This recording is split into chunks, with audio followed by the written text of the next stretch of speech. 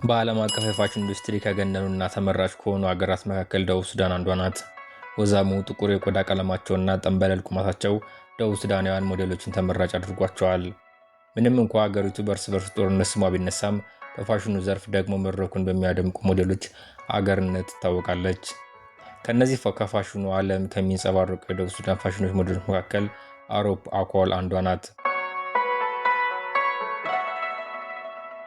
የፋሽን ከተሞች የሚባሉትን የለንደን እና የፓሪስ መድረኮች ከሚያደምቁት መካከል ትጠቀሳለች። አኮል ቅንጡ የልብስ አምራቾች አዳዲስ ምርቶቻቸውን በሚያስተዋውቁበት ወቅት በቀዳሚነት ለማሳየት ከሚመርጧቸው ዓለም አቀፍ ሞዴሎች አንዷ መሆን ችላለች። ከ11 ዓመቴ ጀምሮ ሞዴሊንግን በኢንተርኔት ትከታተል ነበር ትላለች። በአሁኑ ወቅት በሃያዎቹ መጀመሪያ ላይ የምትገኘው አኮል ባለፉት 3 ዓመታት ዝነኛ መሆን ችላለች። በፋሽን ኢንዱስትሪ ዘርፍ ስመጥር ከሆኑት ናኦሚ ካምፔል ጋር በአንድ መድረክ የፋሽን ትርኢት አሳይተዋል። ምንም እንኳን ለስራ ከቦታ ወደ ቦታ መዘዋወር ብቸኛ የሚያደርግ ቢሆንም በዓለም አቀፍ የፋሽን ትርኢቶች ከትውልድ ስፍራዋ ደቡብ ሱዳን የሚመጡ ሞዴሎችን ማግኘቷ ሁኔታውን ቀላል አድርጎላታል። ደቡብ ሱዳናውያን በውበታቸው በጣም ታዋቂ ሆነዋል። ጥርት ያለ፣ ለስላሳ እና የሚያንጸባርቅ ጥቁር ቆዳ ቀለም ያላት 1 ሜትር ከ79 ርዝማኔ መልሏ አኮል በአውሮፕላን ጉዞዎች ላይ ባሉ ፋሽን መጽሔቶች ላይም አኮል አትጣጣም። አኮል ብቻ ሳትሆን ሌሎች ደቡብ ሱዳናውያን ሞዴሎችም ደምቀውባታል። እንደ አኮል ካሉ ጀማሪዎች በተጨማሪ በፋሽን ዘርፍ ስማቸው ከናኘው መካከል አኖክ ያያ፣ አዱ ታኬቼ እና አሌክ ዌክ ይጠቀሳሉ። አሌክ ዌክ ከለንደን የመኪና ማቆሚያ ስፍራ ተመልምላ በፋሽኑ መድረክ ዓለም አቀፍ ስኬትን የተጎናጸፈች የመጀመሪያዋ የደቡብ ሱዳን ፋሽን ሞዴል ናት። ወቅቱም ከ30 ዓመታት በፊት ነበር። ከዚያን ጊዜ ጀምሮ በታዋቂው ቮግ መጽሔት ሽፋን ላይ ፎቶዋ በተደጋጋሚ ወስቷል። እንዲሁም ሽቶን ጨምሮ ታዋቂ የቅንጦት ዕቃዎች በማምረት የሚታወቀው ዲዮር እና ሉዊ ቪቶን ሞዴል ናት። ከደቡብ ሱዳን የሚመጡ ሞዴሎች ተመራጭነታቸው የመቀነስ አዝማሚያ አይታይበትም። በፋሽን ኢንዱስትሪ መሪ የሚባለውና ኤጀንሲዎችን፣ አምራቾችን እንዲሁም ሞዴሎችን የሚያገናኘው ሞዴልስ.ኮም የተሰኘ መድረክ የሞዴሊንግ ምርጥ 50 የወደፊት ከዋክብት ዓመታዊ ዝርዝርን ያጠናቅራል። በቅርቡ ባደረገው ምርጫ ከ5ቱ ሞዴሎች አንዷ የደቡብ ሱዳን የዘር ሐረግ እንዳላት አሳይቷል። ይህ ብቻ አይደለም። ታዋቂው የፋሽን መጽሔት ቮግ የፋሽን መድረኮችን ሊያስደምሙ የሚችሉ 11 ወጣት ሞዴሎች በሚል ርዕስ በዚህ ዓመት ባወጣው የዝርዝር 4ቱ የደቡብ ሱዳን ሞዴሎች ናቸው። ሞዴል ምን ሊሆን ይገባዋል ተብለው የሚጠበቁ መስፈርቶች አብዛኞቹ የደቡብ ሱዳን ሞዴሎች አሏቸው በማለት በደቡብ ሱዳን የፋሽን ሳምንት አዘጋጅ የሆነው ዳውሰን ዴንግ ይናገራል። ምርጥ የሆነ ጥቁር ቆዳ አላቸው፣ ቁመታቸውም ረዥም ነው ይላል። የፈርስት ሞዴል ማኔጅመንት መልማይ የሆኑት ሊቺያ ጃንቮስ በበኩላቸው በጣም ቆንጆ ናቸው፣ የሚያምር ቆዳ ቁመታቸው ሲሉ ስለ ደቡብ ሱዳናውያን ሞዴሎች ምስክርነታቸውን ይሰጣሉ። ሆኖም የፋሽን አምራቾች ለምን ደቡብ ሱዳኖችን ከሌሎች ሀገራት አስፈልጠው እንደሚፈልጉ እርግጠኛ እንዳልሆኑ ይናገራሉ። ምን እንደሆነ ልናገር አልችልም፣ ምክንያቱም ከሞዛምቢክ፣ ከናይጄሪያ ወይም ከሌሎች ሀገራት ቆንጆ ሴቶች አሉ ሲሉ ያክላሉ። እንደ ጊቪንች አርማኒ ከመሳሰሉ ዓለም አቀፍ ዲዛይነሮች ጋር የሰራችው ደቡብ ሱዳናዊቷ ሞዴል አኩር ጎይ የደቡብ ሱዳን ሞዴሎች እንዲህ ተፈላጊ የሆኑት በአካላዊ ውበታቸው ብቻ ሳይሆን በጽናታቸው ጭምር እንደሆነ ታምናለች። ጎይ በደቡብ ሱዳን መዲና ጁባ ነው የተወለደችው። ጎይ በልጅነቷ እንደ አኮል እና በመቶ ሺዎች የሚቆጠሩ ደቡብ ሱዳናውያን ወደ ጎረቤት ሀገር ኡጋንዳ ተሰደደች። በርካቶች ደቡብ ሱዳን ከሱዳን ነፃ ከወጣችበት ከአውሮፓውያኑ 2011 በኋላ በነበሩት ዓመታት ነው የተሰደዱት። ደቡብ ሱዳን እንደ አዲስ ሀገርነት ስትመሰረት ዓለም ትልቅ ተስፋ ጥሎባት ነበር። ነገር ግን ልክ ከ2 ዓመት በኋላ የእርስ በርስ ጦርነት ተቀሰቀሰ።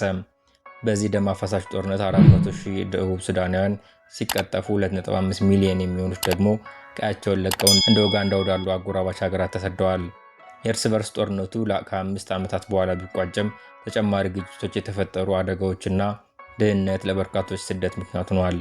በቅርቡ በመንግስትና በተቃዋሚ ኃይሎች መካከል የሚደረገው ውጊያ እየተባባሰ ሲሆን ይህም አገሪቱ ተመልሳ ወደ ማትወጣበት የእርስ በርስ ጦርነት ትገባለች የሚል ስጋት ፈጥሯል። በጦርነት የምትናጠው አገሯን ትታ ወደ ሱዳን በልጅነቷ የተሰደደችው ጎይ ሞዴል መሆን ትልቅ ህልሟ ነበር። ባለፈው ዓመት በአንድ ወኪል አማካኝነት በፌስቡክ ተመልምላ ህልሟ እውን ሆነ።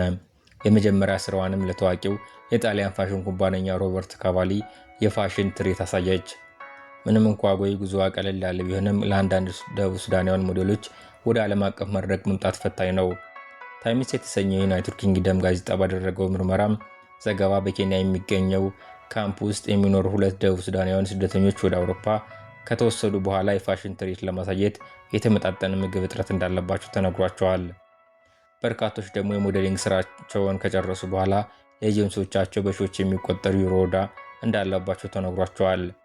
እነዚህ ኤጀንሲዎች ሞዴሎቻቸውን በሚመለመሉበት ወቅት የሚያስፈርሟቸው ውሎች ከሀገራቸው የመጡባቸው በረራዎች እንዲሁም ቪዛዎች መክፈል እንዳለባቸው ያሰፍራሉ። አኮል ተመሳሳይ ጉዳይ እንዳጋጠማት ትናገራለች። በአውሮፓውያኑ 2019 ሊመለምላት የነበረው ኤጀንሲ በርካታ ክፍያዎችን እንድትከፍል ጠይቋት ነበር። ከዚያም ከ3 ዓመታት በኋላ በኡጋንዳ እየኖረች የነበረችው አኮል ሌላ ስመጥር ኤጀንሲ ጠራት። ወጣት ደቡብ ሱዳናውያን ልምዶቻቸውን በተቀናጀ መልኩ እንዲያዘጋጁ የሚያግዘው ዲንግ በበኩሉ አንዳንድ ሞዴሎች ክፍያቸው በገንዘብ ሳይሆን በልብሳቸው እንደሚከፍላቸው ቅሬታቸው መናገራቸው ለቢቢሲ ተናግረዋል። ሌሎች ደግሞ ቤተሰቦቻቸው ሞዴሎችን የሙያ ምርጫ ጥያቄ ውስጥ ስለሚከቱት ሌላ ፈተና ይገጥማቸዋል። ነዋሪነቷን በለንደን ያደረገችው አኮል ስለ ቤተሰቦቿ ስትናገር ሙያውን አልደገፉትም፣ አሁንም አይደግፉትም ትላለች። ዴንግ በበኩሉ በከተሞች ውስጥ የሚኖሩ ነገሮችን ቢረዱም አንዳንዶች ደግሞ ሞዴሊንግን ከወሲብ ንግድ ጋር ያመሳስሉታል ይላል። ወላጆች ሴት ልጆቻቸው በሰዎች ፊት ለምን እንደሚራመዱ ግራ ያጋባቸዋል ይላል። በአንድ ወቅትም አንዲት ሞዴል ለመጀመሪያ ጊዜ ሌላ ሀገር ዝግጅት ልታቀርብ በረራ ልታደርግ በነበረበት ወቅት ቤተሰቦቿ አየር ማረፊያ ተከትለው ሄደው እንደከለከሏት ይናገራል። ዴንግ ይችን ሞዴል እያገዛት የነበረ ሲሆን በኋላም ቆይተው ቤተሰቦቿ እንደተቀበሏት ያስረዳል። በአሁኑ ወቅት ይቺው ሞዴል እነዚህም ቤተሰቦቿን እንደምታስተዳድርና እና እህትና ወንድሞቿን እንደምታስተምርም ገልጿል። ምንም እንኳ ዓለም አቀፍ የፋሽን መድረክ ተለዋዋጭ ቢሆንም የደቡብ ሱዳናውያን ሞዴሎች ተወዳጅነት መቼም እንደማይደበዝዝ ነው ሞዴሎች የሚናገሩት።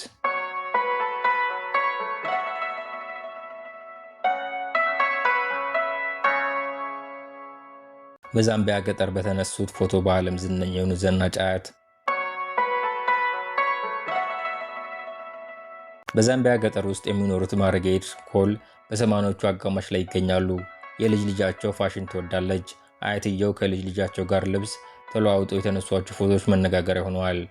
አያትየው ዘንጠው የተነሷቸው ፎቶዎች በኢንስታግራም ከ225,000 በላይ ወዳጅ አግኝተዋል። አዲስ ሰው እንደሆንኩ ይሰማኛል። እነዚህ ልብሶች ከዚህ ቀደም ተሰምቶኝ የማያውቁ ስሜት ሰስተውኛል። ዓለም መቆጣጠር የሚችል ይመስለኛል ብለዋል ማርጋሬት። የልጅ ልጃቸው ፋሽን ባለሙያ ዲያና ካውባ ፎቶዎቹን መለጠፍ የጀመረችው አምና ነበር። የምትኖረው ኒውዮርክ ነው። ለአባቷ ሙት ዓመት ዛምቢያ ስትመለስ ነበር አያቷን የማዘነጥ ሐሳብ የመጣላት። ይዛቸው የሄደቻቸው ልብሶቹ አያቷ እንዲሞክሩ አደረገች። አያትየው ምንም እየሰራው ስላልነበር ልብሶቹን ለመሞከር ተስማማው። ስሞት ስለምናፍቀሽ በሕይወት ሳለሁ ትውስታዎች ልስጥሽ አልኳት ይላሉ። ግራጫ ሱሪ አልብሳቸው የመጀመሪያውን ፎቶ አነሳች። አያቴን ቅንጡ ልብስ አልብሼ መንደሩ ውስጥ ፎቶ ማንሳት ጥሩ ሐሳብ ነው ብዬ ጀመርኩት ትላለች ዲያና። ከመዲናዋ ልሷ ካወጣ ብሎ ከሚገኘው መንደር ውስጥ ነው የሚኖሩት። አያትየው የእንጨት ወንበር ላይ ወይም ፎቴ ላይ ተቀምጠው ፎቶ ተነስተዋል። ከጀርባቸው የእርሻ ሜዳ፣ የማንጎ፣ በቆሎ፣ ሰብልና ቤቶች ይታያሉ። የመጀመሪያውን ፎቶ ስለጥፍ ፈርቼ ነበር። ስልኬን ለ10 ደቂቃ ሳላይ ቆየው። ስመለከተው 1000 ሰዎች ፎቶውን ወደውታል። ማመን ከበደኝ። ሰዎች ተጨማሪ ፎቶዎች እንድለጥፍ ጠየቁኝ ትላለች ዳና። በቀይ አዲዳስ ቀሚስ አያቷን ፎቶ አንስታ ለጠፈች። ከዚያ በኋላም በተከታታይ ፎቶዎችን መልቀቅ ቀጠለች። አያቷ የሚያብረቀርቁ ሀብሎችን ዘውድ አድርገው ፎቶ አንስታቸዋለች። በዓለም ብዙ ሰዎች እንደወደዱኝ ስሰማ ገረመኝ። በዚህ ዕድሜ ተጽዕኖ ፈጣሪ ሆናለሁ አላልኩም ነበር ሲሉ ማርጋሬት ይናገራሉ። የሚለብሷቸው ልብሶች በቀለም ሆነ በአሰራር የተለዩ ናቸው። አረንጓዴ የአሜሪካ ካናቲራ፣ ቀይ ቀሚስ፣ የዛምቢያ ሰንደቅ ዓላማ ያለበት ልብስና ሌሎችም ቅንጡ ልብሶችን አድርገው ታይተዋል። የልጅ ልጃቸው የምትወደው ፎቶ ጂንስ በካኔተራ እና ወርቃማ ዊግ አድርገው የተነሱት ፎቶ ነው። ጂንስ ለብሼ ስለማላውቅ ደስ ብሎኝ ስደንስ ነበር ይላሉ አያትየው። ዲያና ከ2012 ጀምሮ ስታይሊስት ናት። አያቷ ብርታትና ኩራት እንደሰጧት ትናገራለች። ውበት የሚያጎላ ልብስና ጌጣጌጥ በማብዛት ደስታን መግለጽ ነው ዓላማው። ቀለማቱ ደማቅና ልብሶቹም ጉልህ እንዲሆኑ የምትፈልገው ለዚህ ነው። ትኩረት የሚስቡና አንዳንዴም አብረው የሚሄዱ የማይመስሉ የልብሶች አይነቶች ትጠቀማለች። የምትመርጣቸው መነጽሮችን በጌጣጌጥ የተዋቡ ናቸው። የእጅ ጓንት፣ ቦርሳ፣ ቀለበትና ጆሮ ጌጥም ትጨምራለች። እነዚህ ልብሶች፣ ጌጣጌጦች የምትመርጠው በአያቷ ምክንያት እንደሆነ ዳያን ትናገራለች። አያቷ ፐርልና ሌሎች ጌጣጌጦች መውደዳቸው ለእሷ የፋሽን ምርጫ መነሻ መሆኑን ትገልጻለች። ሌሎች እሷም ከምትወዳቸው ትርጉም ከሚሰጧቸው ነገሮች ተነስተው የመረጠቻቸው ናቸው። እነዚህ ፐርል አንገቷ ላይ ያጠለቀ ፍየልን ፎቶ ማንሳት ያካትታሉ። የሚያኮራትን የበቆሎ ማሳ በፎቶዋ ታሳያለች። አያቷ በትልቅ ኩባያ ሻይ ሲጠጡና ግዙፍ ወንበር ላይ ተቀምጠውም ይታያሉ። በእድሜ የገፉ ሰዎች ምን ያህል ዋጋ እንዳላቸው ማሳየት ነው ፍላጎቷ። ለቀጣይ ትውልድ አሻራቸውን ያኖራሉ፣ ችላ መባል የለባቸውም። አንድ ቀን እኛም እንደነሱ ስለምንወስድ እስከ መጨረሻው ልንወዳቸው ይገባል ትላለች።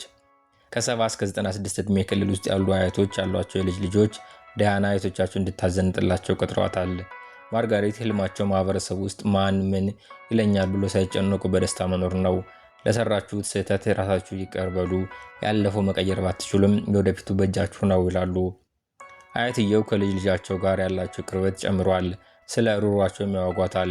እስከ 13 ዓመታቸው ተምረዋል። በድህነት ምክንያት ግን ለ30 ዓመት ሰው ተድረዋል። 3 ልጆች ወልደዋል። በኑሯቸው ደስተኛ ስላልሆኑ ይጠጡ ነበር። በስተመጨረሻ ትዳሩን ጥለው ሄደዋል። አሁንም ድረስ ያ ትውስታ ቢረብሻቸውም አዲስ የህይወት መስመር ዘርግተዋል። አሁን ከእንቅልፌ ስነሳ የመኖር ምክንያት አለኝ።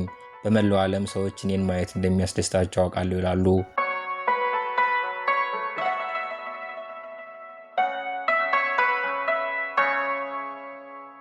ዶክተሮች እንደማራመድ ሆነ እንደማልናገር ነግረውኝ ነበር። ኤሊ ጎርቶስታይን እንደ አውሮፓውያን አቆጣጠር ታህሳስ 2002 ስትወለድ ጀምሮ ዳውን ሲንድሮም ነበረባት። በዚህም ምክንያት መራመድ ሆነ ማውራት እንደማትችል ሐኪሞች ተናግረዋል። ብዙም ሳይቆይ መሳሳታቸውን አረጋግጣላቸዋለች። ኤሊ ቮግ በተሰኘው መጽሔት የፊት ሽፋን ላይ በመውጣት ዳውን ሲንድሮም ያለባት የመጀመሪያ ሞዴል በመሆን ታሪክ ሰርታለች። አሁን 22 ዓመቷ ነው። የራሷ ቤት ገዝታ በቅርቡ ስለ ህይወቷ መጽሐፍ አሳትማለች። መጽሐፉ አጌንስት ኦል ኦደስ ይሰኛል። ሞዴሏና እናቷ ኢቮን ኤሊ ከተወለደችበት ቀን ጀምሮ ያሳለፈችውን ነገር እንደሚከተለው ይተርካሉ። ዶክተሮች በፍጹም መራመድም ሆነ ማውራት እንደማትችል ነገሩን። ነርሷ ደግሞ ልጃችንን በሆስፒታል ልትተዋት እንደምንችል ጠቁማናለች። ምርመራዋን ለመቀበልና ከእሷ ጋር ለመተሳሰር ታግየ ነበር። ኤሊ የልብ ቀዶ ጥገና እንደሚያስፈልጋት ተነገረን። ስለዚህ ወደ እሷ ለመቅረብ በጣም ፈርቼ ነበር። የ5 ወር ልጅ እያለች የልቧን ቀዳዳዎች ለመዝጋት የ10 ሰዓት ቀዶ ጥገና ተደረገላት። ለ10 ቀናት በጽኑ ሕክምናና ተጨማሪ 1 ሳምንት በከፍተኛ ክትትል ክፍል አሳልፋለች። ከ3 ሳምንታት በኋላ ወደ ቤታችን ልንወስዳት ቻልን። ድንቅና ቆራጥ ስብዕና መታየት ጀመረ። እኔና ባለቤቴ እንደ ኤሊ ልናሳድጋት ወሰንን። በዳውን ሲንድሮም መያዟን ወደ አንድ ጎን አስቀመጥ ነው። ዶክተሮች ከተናገሩት በተቃራኒ በ18 ወራት ውስጥ በእግር መሄድ ቻለች። በ3ኛው ዓመቷ መናገርና ትምህርት በጀመረችበት ጊዜ ማንበብ ቻለች። ኤሊ በመደበኛ ትምህርት ቤት ከቆየች በኋላ ወደ ልዩ ፍላጎት ትምህርት ቤት ወሰድናት። በአስራዎቹ ዕድሜ ውስጥ እያለች ለኤሊ ዳውን ሲንድሮም እንዳለባት ለመንገር ወሰን። የእሷን ምላሽ በጣም ፈርተን ልዩ መጽሐፍ አሳየናት። እኔ እንደዛ አይመስለኝም፣ እኔ ራሴ ነኝ አለች። በራስ የመተማመን ስሜቷን ያደናቅፋል ብዬ ብጨነቅም ግን አልሆነም። አንድ ቀን ጓደኛዬ ስለ ዜቪዲ ስለሚባል አዲስ ኤጀንሲና ከአካል ጉዳተኞች ጋር አብሮ መስራት እንደሚፈልግ ነገረኝና ለኤሊ ለማመልከት ወሰንኩ። ኤሊ ኤጀንሲውን ከተቀላቀለች ብዙም ሳትቆይ እንደ አውሮፓውያን አቆጣጠር በ2018 በሱፐር ድራግ የገና ማስታወቂያ ላይ ኮከብ እንድትሆን ተመረጠች። ከዚያ በኋላ ስራዋ መመንደግ ጀመረ። እናቴ ሁሌም በእርግጠኝነት አንድ ቀን ሰው ትሆናለች ትለኝ ነበር። እሷ በጣም ጠንካራና ጨዋ ነች። ኤሊ አሁንም በጣም ታስደነግጠኛለች። ካሜራና ትኩረት ትወዳለች። ምን ያህል እንደምትወደው ማየት እችላለሁ። ያ ደግሞ ሁሉንም ጠቃሚ ያደርጋል። ኤሊ በሞዴሊንግ ስራዋ ባገኘችው ገቢ የራሷን ቤት ገዝታለች። ብቻዋን መኖር ስለመቻሏ ግን አናውቅም። በቤተሰባችን ቤት ብንቆይም አሁንም ከእሷ ጋር አብረን እየኖርን ነው። እሷ የበለጠ ራሷን እንድትችል ለማበረታታት እየሞከርን ነው። ነገር ግን አሁንም በጣም ተጋላጭ ነች። አንድ ቀን እኛ በሌለንበት እንዴት ነገሮችን እንደምትቋቋም ልናዘጋጃት ይገባል። ታላቅ እህቷ ኤሚ እሷ እንደምትንከባከባት ግልጽ ነው። ነገር ግን ሙሉ ኃላፊነቱን በጭራሽ ለእሷ አናደርግላትም። ኤሊ ከተወለደች ወዲህ ስለ ዳውን ሲንድሮም ያለው አመለካከት እንደተቀየረ ተስፋ አድርጋለሁ። ግን አሁንም ብዙ አለመረዳት አለ። ብዙ ጊዜ በመንገድ ላይ ሰዎች ስለ ኤሊ ጥያቄ ይጠይቁኛል። መናገር እንደምትችልና ምን ያህል ትልቅ ስብዕና እንዳላት አይገነዘቡም። ሁሌም ሞዴል መሆን እፈልግ ነበር፣ ነገር ግን እኔን የሚመስል ሰው መጽሔት ሽፋን ላይ ስላላየው ማድረግ እንደምችል እርግጠኛ አልነበርኩም። አሁን ግን ህልሜን እየኖርኩ ነው። አንድ ቀን ታዋቂ እንደምሆን አላስብም ነበር፣ ነገር ግን ቆንጆ ቀሚሶችን በመልበስ በጣም አዝናናለሁ። በዚህ ዓመቱ በለንደን የፋሽን ሳምንት 3 ሾው ላይ ተሳትፌያለሁ። በጣም አሪፍ ነበር። ዘንድሮ መለስ ብዬ ሳስበው ብዙ ጥሩ ነገሮች ነበሩ። በጣም ጥሩ ነገር ምናልባትም መጽሐፌ ሲታተም የነበረው ሊሆን ይችላል። በጣም ኮርቻለሁ። በጣም ተደስቻለሁ። ዋው የራሴ መጽሐፍ ነው፣ በትክክል ማንበብ እችላለሁ ብዬ አሰብኩ። በሚቀጥለው ዓመት ኤጀንሲን በተመለከተ ዘጋቢ ፊልም እየቀረጽኩ ነበር። እስክመለከተው በጣም ጓጉቻለሁ። የመጨረሻ ዓመት የኪነ ጥበብ ኮሌጅ ተማሪ ነኝ። ስጨርስ በሞዴሊንግ እና በትወና መቀጠል እፈልጋለሁ። በፍጹም አልፈራም። በጣም እርግጠኛ ነኝ። በጣም ጎበዝ ነኝ። የቦቅ ቀረጻን ስሰራ ፎቶ የመጽሔቱ ሽፋን ላይ እንደሚሆን አላውቅም ነበር።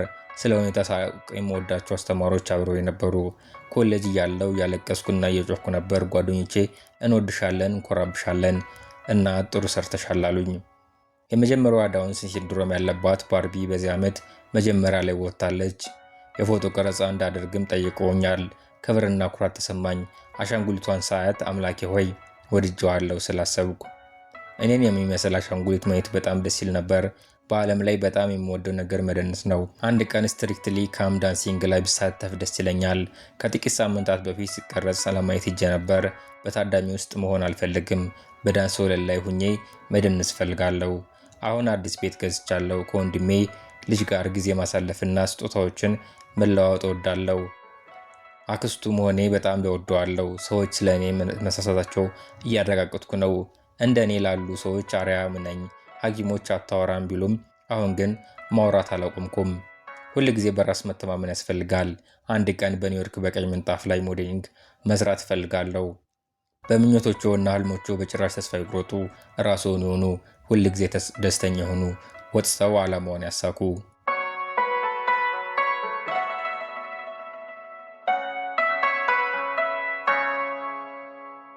የዛሬውን ቪዲዮ እዚህ ላይ ፈጸምኩ። አብራችሁ ስለቆያችሁ አመሰግናለሁ። ቪዲዮውን ከወደዳችሁ ላይክ፣ እንዲሁም ያላችሁን አስተያየት ኮሜንት መስጫው ላይ አስፍሩልኝ። በቀጣይ እንደሚያስገርምና የሚያስደንቅ ቪዲዮ ስለቅ መልእክት እንዲደርሳችሁ ሰብስክራይብ አድርጋችሁ ደወል ምልክቱን ተጫኗት።